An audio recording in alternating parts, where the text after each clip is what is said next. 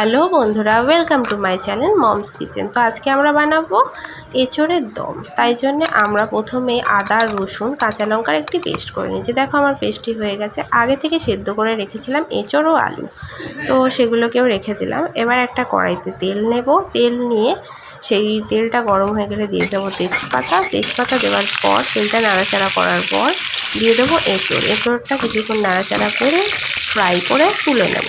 সেমভাবে আলুটাও আমরা ফ্রাই করে তুলে নেব। তো যারা আমার চ্যানেলে নতুন, চ্যানেলটিকে সাবস্ক্রাইব করে লাইক করে বেল আইকনটি প্রেস করে রেখে দিও। তো দেখো আলু তোলা হয়ে গেছে আমার। এর মধ্যে দিয়ে দেবো পেঁয়াজ কুচি। তো পেঁয়াজ কুচি দিয়ে পেঁয়াজ কুচিটা যতক্ষণ না ব্রাউন হচ্ছে ফ্রাই করে দেবো। তো ফ্রাই হচ্ছে,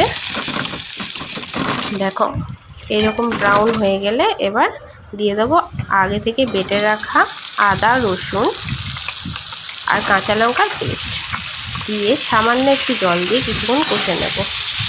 তো কিছুক্ষণ কষিয়ে নিচ্ছি আমি। তারপর এর মধ্যে অ্যাড করব, দেখো আগে কিছুক্ষণ কষিয়ে নিই, তারপর আমি এর মধ্যে অ্যাড করব হলুদ গুঁড়ো, জিরের গুঁড়ো। দেখো হলুদ দিয়ে দিয়েছি, এবার জিরে দিয়ে দিচ্ছি, দিয়ে আমি কিছুক্ষণ নাড়িয়ে নেব 1 মিনিট মতো। তারপর এর মধ্যে অ্যাড করে দেবো আমি ধনে গুঁড়ো। দেখো আমি অ্যাড করে দিয়েছি। তারপর অ্যাড করব নুন। লঙ্কাটা এখানে অপশনালি, যেহেতু আমি কাঁচা লঙ্কা আগেই ইউজ করেছি, তো আমি সামান্য একটু লঙ্কার গুঁড়ো ইউজ করেছি। তোমরা চাইলে নাও করতে পারো, বা তোমরা কাঁচা লঙ্কাটা স্কিপ করে গুঁড়ো লঙ্কাটা ইউজ করতে পারো। তো দেখো আমি কষিয়ে নেওয়ার পর এর মধ্যে দেবো ভেজে রাখা আলু, এঁচোড়। আলু দিয়ে কিছুক্ষণ কষানোর পরই এঁচোড়টা দেবো। তো যেহেতু এটা ভেজে আর সেদ্ধ করে ভাজা আছে, সেক্ষেত্রে সেদ্ধ হওয়ার জন্য সময় লাগছে না আমার। তাই এবার সবটা দিয়ে কিছুক্ষণ কষিয়ে নেব। তোমরা খেয়াল রাখবে এই সময় যেন খুব ভালোভাবে সব তরকারিটার মশলাগুলো মিক্স হয়, কারণ যদি কোথাও না হয় সেক্ষেত্রে টেস্টটা খারাপ হওয়ার চান্সেস থাকে। তো এবার এর মধ্যে অ্যাড করে নেব জল। আমি আমার পরিমাণ মতো জল দিয়েছি 1 বাটি, এখন আবার পরে 1 বাটি দিচ্ছি। তো তোমরা দেখো তোমাদের যতটা থাকবে সেই পরিমাণে জলটা ইউজ করো।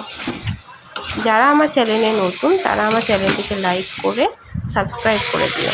আর যাদের আমার ভিডিও দেখতে ভালো লাগে তারা কমেন্ট করো আর জানিও তোমরা কোথা থেকে দেখছো। তো দেখো আমি জল দিয়ে দিয়েছি, দিয়ে আমি এবার কিছুক্ষণের জন্য এটা চাপা দিয়ে দেবো। কিছুক্ষণ নাড়াচাড়া করে নেবার পরে আমি এটাকে চাপা দিয়ে দেবো। তো আমি বেশিক্ষণের জন্য চাপা দিইনি, যেহেতু আমি বললাম আমার সব কিছু সেদ্ধই করা ছিল। আমি খুব অল্প সময়ের জন্য চাপা দিয়েছি। এবার চাপাটা খুলবো, দেখো এরকমই হয়ে যাবে।